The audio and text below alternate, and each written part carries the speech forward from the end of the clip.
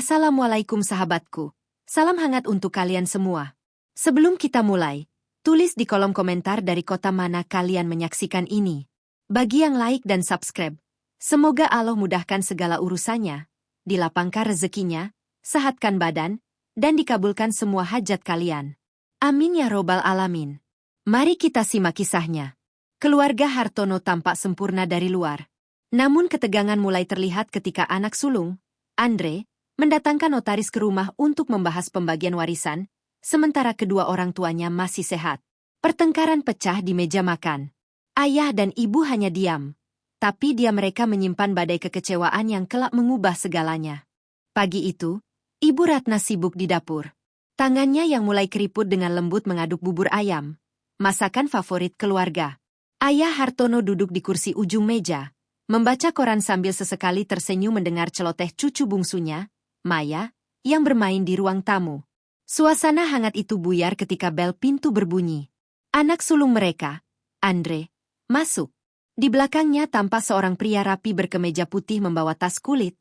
Pak Budi, notaris langganan keluarga.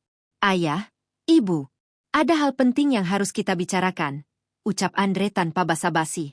Ia langsung menarik kursi dan mempersilakan notaris duduk.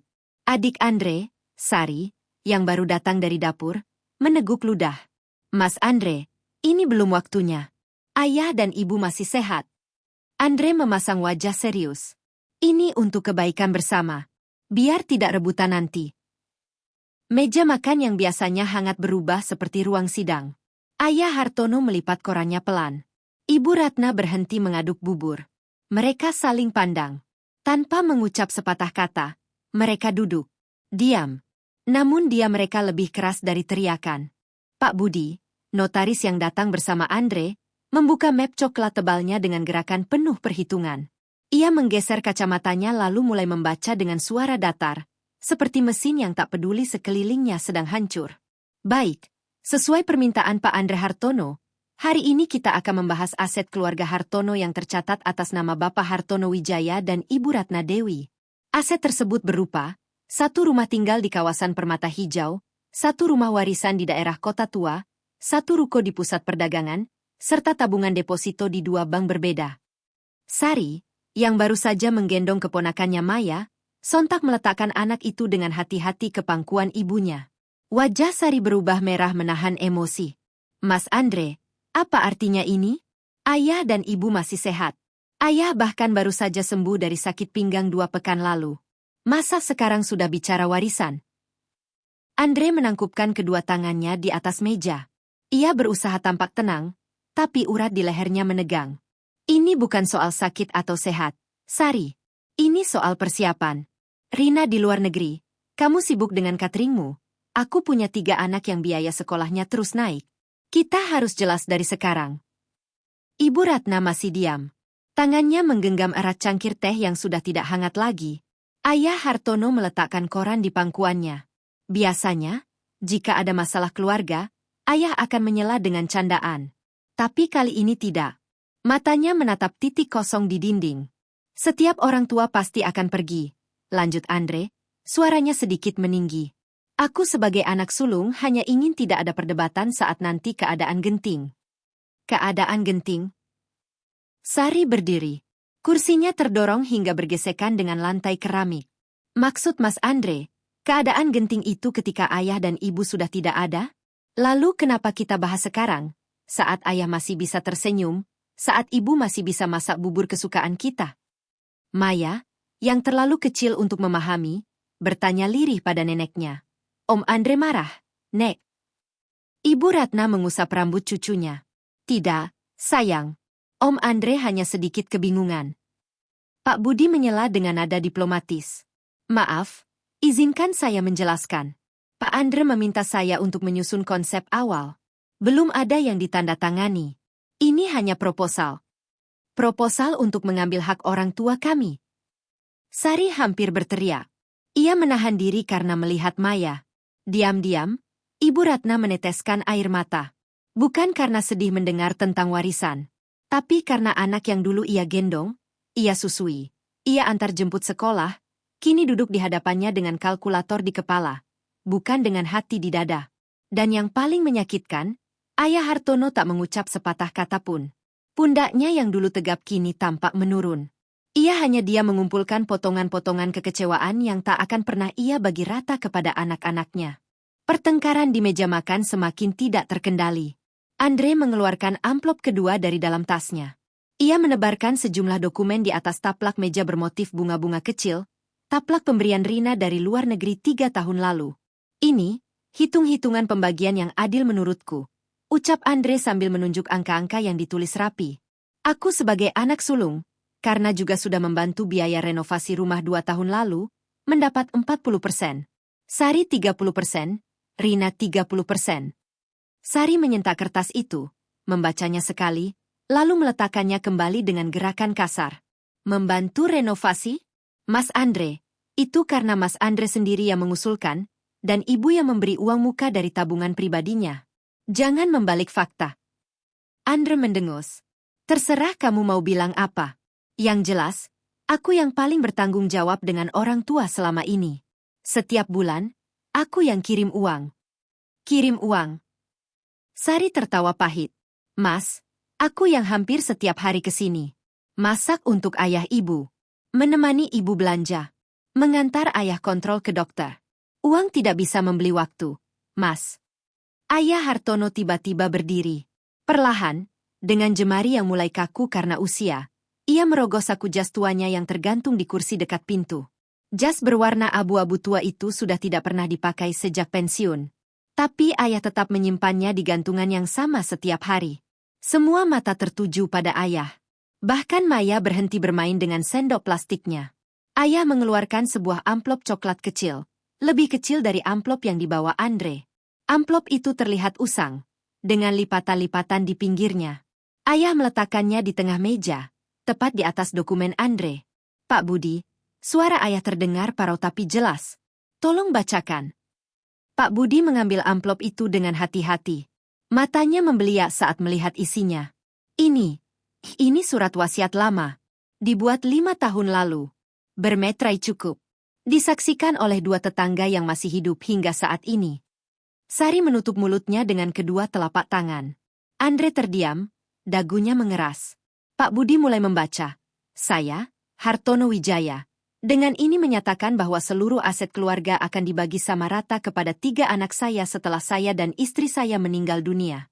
Selama kami masih hidup, tidak seorang pun anak berhak mengatur, memindah tangankan, atau mendahulukan pembagian aset. Lalu Pak Budi berhenti. Ia menelan ludah. Ada 1 pasal tambahan. Bacakan, perintah ayah dengan tenang. Jika ada anak yang memaksa pembagian sebelum waktunya, baik dengan cara mengundang pihak ketiga, memaksa tanda tangan, atau tindakan lain yang bertentangan dengan kehendak orang tua, maka anak tersebut secara otomatis melepaskan seluruh hak warisnya. Jarum jam dinding berbunyi tik-tok. Tak ada suara lain. Andre memandang ayahnya seperti baru pertama kali melihatnya. Ia paham sekarang. Diamnya ayah selama ini bukanlah kelemahan. Itu adalah strategi seorang komandan yang memilih mundur sementara untuk melihat siapa yang benar-benar setia. Ruang makan yang biasanya hangat dengan aroma bubur ayam dan kopi tubruk, kini terasa dingin seperti ruang pendingin. Pak Budi menyesuaikan letak kacamatanya yang hampir terjatuh karena sedikit gemetar. Sebagai notaris, ia sudah puluhan kali membaca surat wasiat. Tapi membaca surat wasiat di hadapan anak yang baru saja memaksakan pembagian warisan, itu pengalaman baru yang tidak nyaman. Dokumen ini sah, tentu saja, kata Pak Budi berusaha menetralkan suasana. Semua prosedur hukum terpenuhi. Andre meremas kedua tangannya di bawah meja hingga buku-buku jarinya memutih.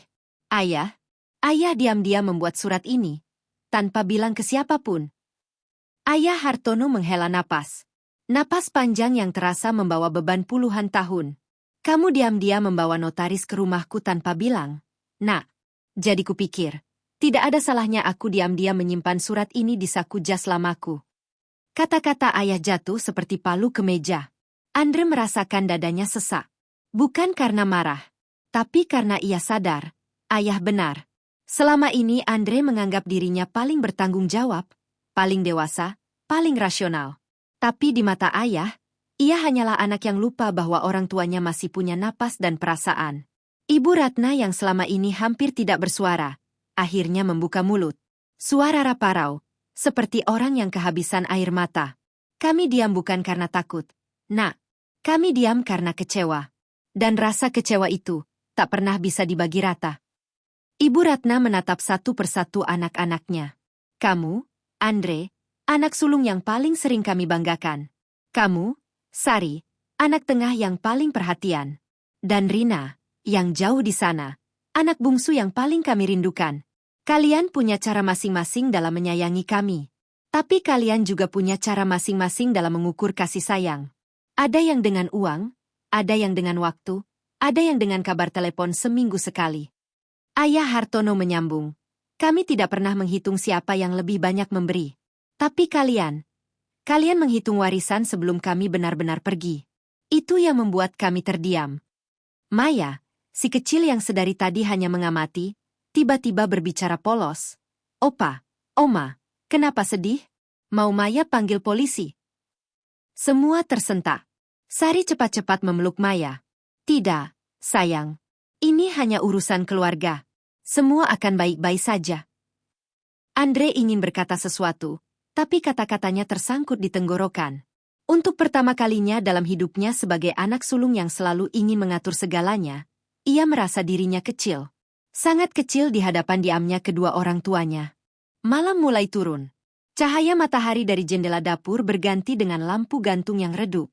Andre masih duduk di kursinya seperti patung. Pak Budi sudah pamit setelah memastikan tidak ada yang perlu ditandatangani malam itu. Sari mengantarkan notaris itu ke pintu sambil berbisik maaf. Ayah Hartono memeluk Maya yang mulai mengantuk. Dengan langkah pelan, ia membawa cucunya ke kamar tidur. Suasana di meja makan menyisakan Ibu Ratna dan Andre, ibu dan anak sulung yang bertengkar di atas meja yang dulu dipakai untuk mengajari Andre menulis huruf abjad. Ibu, Andre akhirnya bersuara. Suaranya serak. Maaf, aku tidak bermaksud. Aku hanya ingin semuanya teratur. Ibu Ratna tidak langsung menjawab.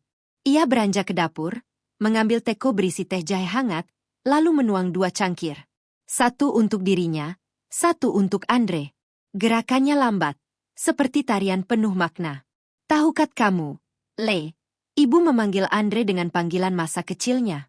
Dulu saat kamu diterima di universitas negeri, ibu dan ayah tidak punya uang untuk uang muka pendaftaran. Kami bingung. Ibu lalu menjual satu-satunya warisan dari nenekmu, sebidang tanah kecil di kampung. Hasilnya pas untuk biaya kuliahmu di semester pertama. Ayah tidak setuju awalnya, karena itu tanah peninggalan. Tapi ibu bilang, tanah bisa dicari lagi nanti. Anak sulungku hanya 1. Andre menunduk. Dadanya terasa ditimpa batu. Lalu saat Sari kecil ingin ikut les renang, ayah bilang itu mahal. Tapi ibu diam-diam menerima pesanan cucian dari tetangga. Setiap malam, setelah kalian tidur, ibu mencuci baju orang lain sampai jari-jari ibu mengelupas. Hasilnya, Sari bisa ikut les renang dan sekarang punya usaha catering karena percaya diri yang ia bangun sejak kecil. Ibu Ratna menarik napas. Dan Rina, adik bungsumu yang di sana, yang tidak hadir hari ini. Saat ia dapat beasiswa ke luar negeri, tiket pesawatnya mahal sekali. Ibu jual perhiasan kawin. Bukan semua, tapi sepasang gelang yang selalu ibu pakai. Ayah marah waktu itu. Tapi ibu bilang, Rina harus pergi. Biar dia melihat dunia. Andre menggigit bibir bawahnya. Air matanya jatuh ke meja, membasahi taplak bunga-bunga itu. Jadi, Ibu Ratna menunjuk dadanya sendiri dengan telunjuk keriput. Jadi kalau ada yang bicara soal hak waris, tentang pembagian, tentang siapa berhak berapa persen, maka yang paling berhak berbicara adalah ibu. Karena harta yang kalian perebutkan itu, aku yang mengorbankan masa mudaku untuk mendapatkannya. Bukan kamu, Andre. Andre tidak tahan lagi. Anak sulung yang sedari tadi berusaha tanpa kuat akhirnya menangis terseduh-seduh. Ia menunduk, menyembunyikan wajahnya di balik kedua telapak tangan. Bahunya berguncang. Di luar rumah, lampu taman menyala lembut. Ayah Hartono berdiri di balik pintu dapur, mendengar semuanya. Ia tidak masuk. Ia hanya tersenyum getir. Istrinya, perempuan yang selama ini ia anggap pendiam dan penurut, ternyata menyimpan api yang menyala lebih terang dari siapapun. Dan malam itu, untuk pertama kalinya, Andre belajar bahwa menjadi anak sulung bukan berarti berhak mengatur. tapi bertanggung jawab untuk menjaga, tanpa menghitung berapa persen imbalannya. Pagi menyusul malam yang melelahkan. Andre masih tidur di ruang tamu, berselimutkan kain batik tua yang biasa dipakai ayah. Wajahnya sembab, bekas tangisan semalam masih terlihat jelas. Ibu Ratna sudah bangun lebih awal. Ia menyiapkan nasi goreng kesukaan Andre, tanpa diminta, tanpa diucapkan. Itu caranya berdamai, dengan memasak. Sari turun dari kamarnya yang berada di lantai 2. Ia sudah berganti baju rapi, rambutnya disanggul sederhana. Sari bukan tipe orang yang banyak bicara, tapi matanya awas. Lah melihat semuanya. Bagaimana ayah duduk di teras depan dengan segelas teh dan tatapan kosong. Bagaimana Andre masih terbaring lemas. Bagaimana ibu mengaduk nasi goreng dengan gerakan pelan namun penuh kesungguhan. Ibu, Sari memanggil pelan. Aku mau ke kantor notaris sebentar. Ibu Ratna menoleh.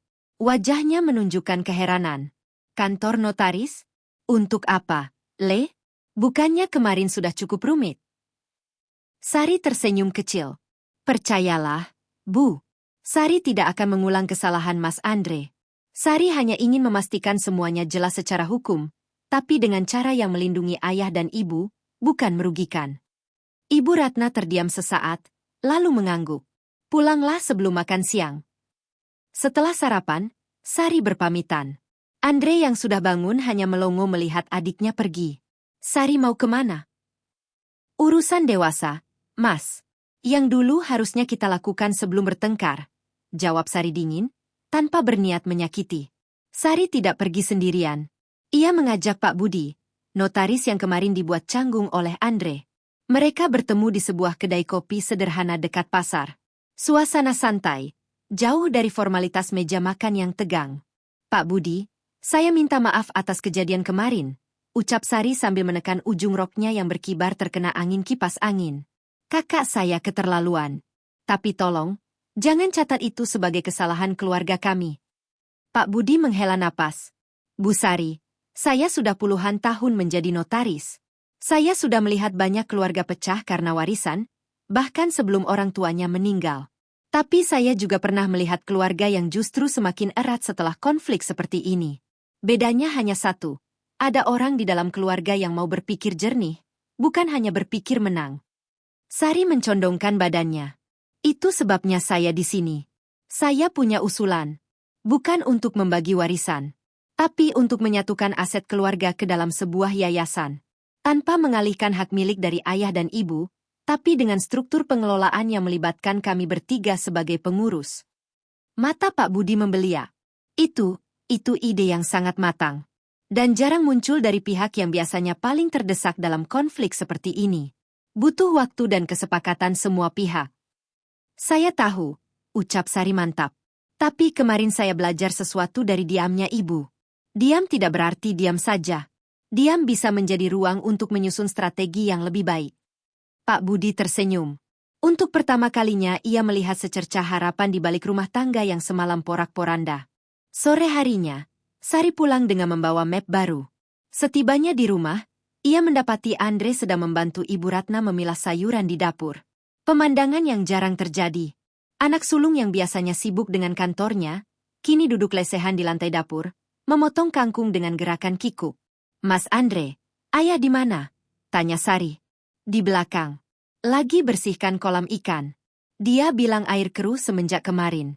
Maksudnya air kolam atau suasana hati? Aku tidak tahu. Jawab Andre setengah bercanda, tapi matanya sendu. Sari memanggil ayah untuk segera ke ruang makan. Ia juga meminta ibu untuk duduk. Pak Budi diundang kembali. Kali ini dengan status berbeda. Bukan utusan Andre, bukan pihak luar, melainkan saksi yang diminta Sari untuk membantu menyusun kesepakatan baru. Semua duduk di meja yang sama. Taplak bunga-bunga masih sama. Tapi kali ini tidak ada amplop yang dilempar, tidak ada suara keras, tidak ada kursi yang terdorong. Ayah, Ibu, Sari memulai. Saya tidak akan mengulang apa yang kemarin terjadi. Saya hanya ingin menawarkan satu hal, mari kita buat aturan baru. Bukan untuk membagi, tapi untuk melindungi. Ibu Ratna mengusap punggung tangan ayah. Kami dengar, Nak. Sari menjelaskan ide yayasan keluarga. Semua aset tetap atas nama ayah dan ibu. 3 anak duduk sebagai pengurus yang tidak bisa menjual atau mengalihkan tanpa persetujuan orang tua selama mereka masih hidup. Setelah ayah dan ibu tiada, barulah aset dikelola untuk kepentingan bersama, bisa untuk biaya pendidikan cucu, dana kesehatan keluarga, atau bahkan beasiswa untuk anak-anak kurang mampu di lingkungan sekitar. Ayah Hartono menghela napas panjang. Ini kali pertama ia benar-benar akan berbicara setelah sekian lama memilih diam. Sari, suara ayah terdengar berat. Kami tidak pernah ingin harta ini menjadi sumber pertengkaran. Sejak kalian kecil, ibu dan aku hanya ingin kalian hidup lebih baik dari kami.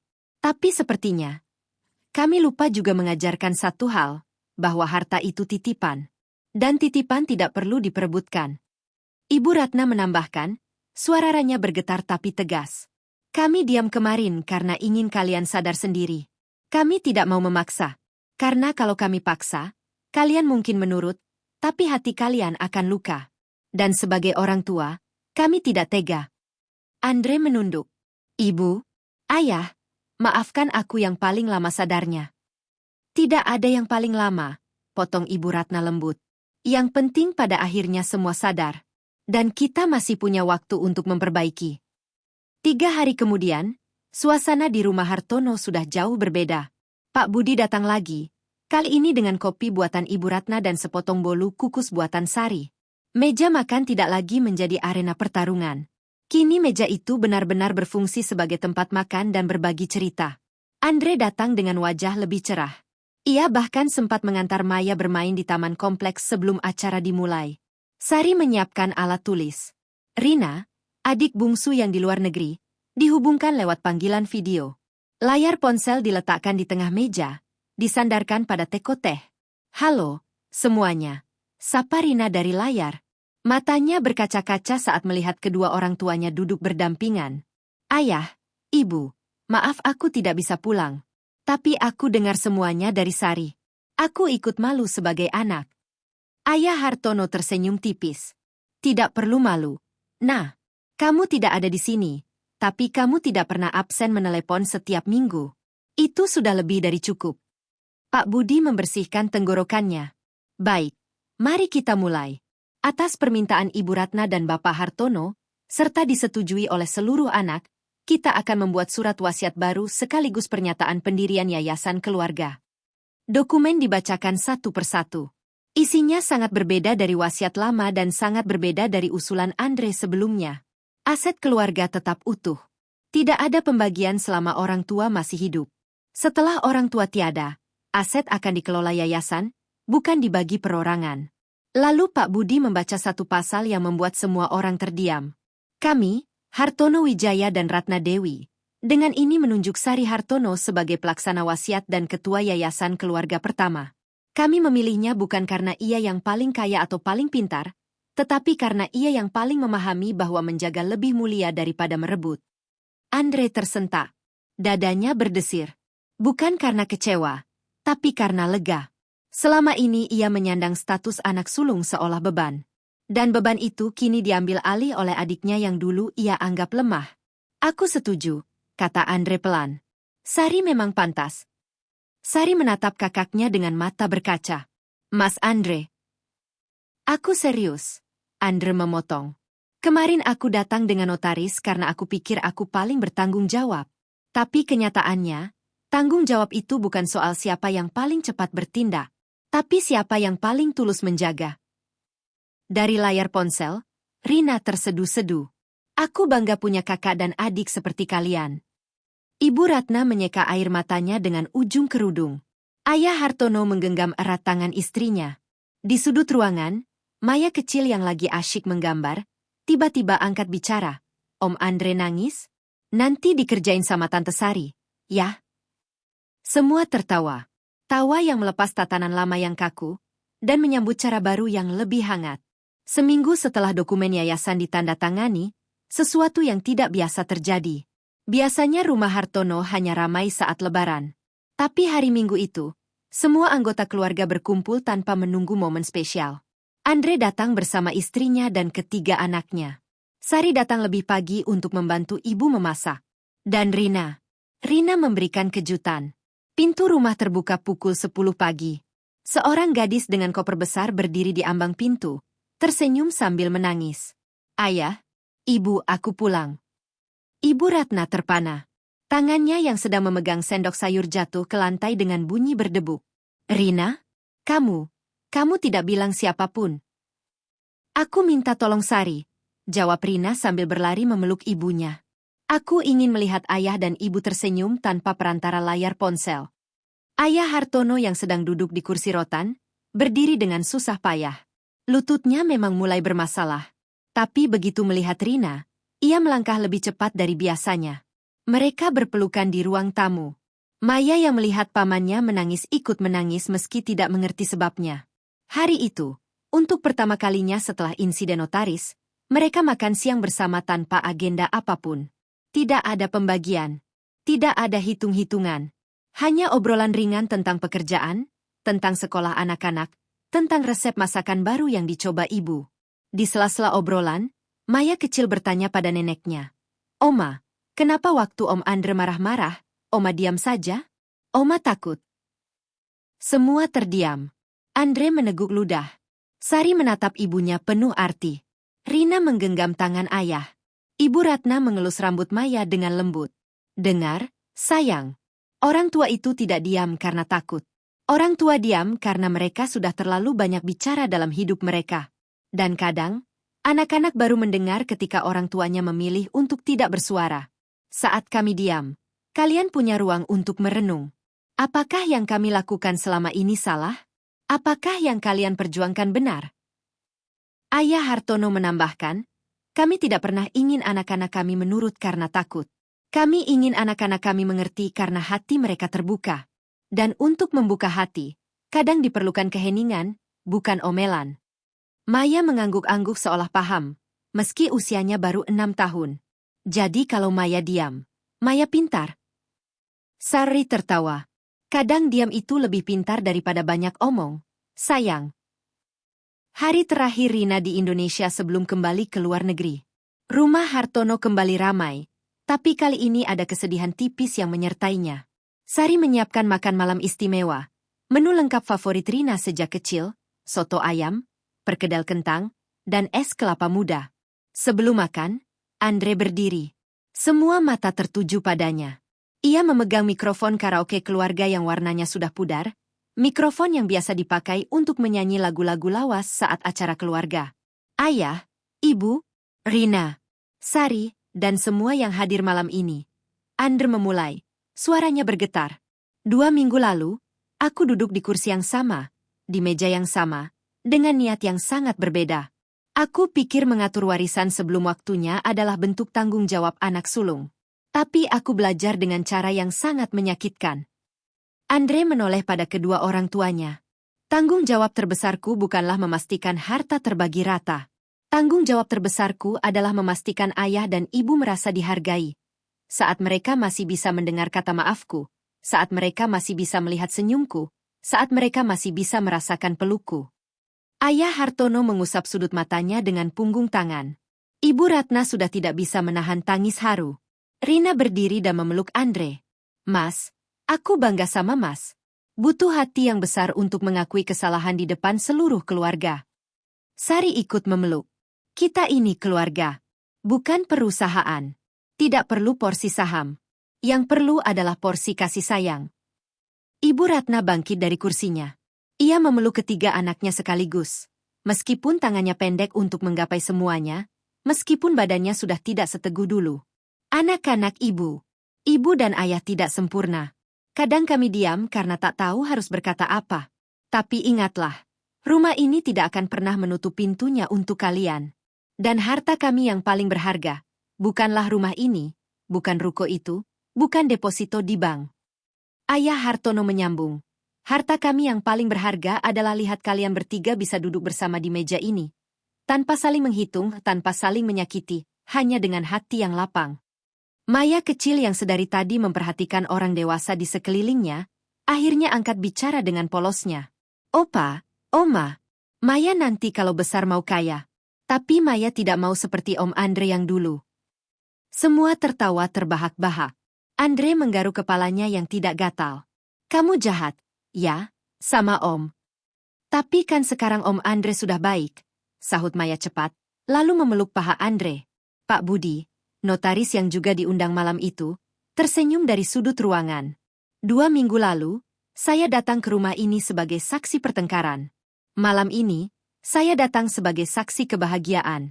Ini pertama kalinya dalam karir saya. Malam itu mereka makan malam dengan penuh tawa. Tidak ada yang membahas pembagian. Tidak ada yang menghitung persentase. Yang ada hanya suara sendok dan garpu, suara gelas beradu saat bersulang dengan air teh hangat, dan suara Maya yang meminta tambahan perkedel.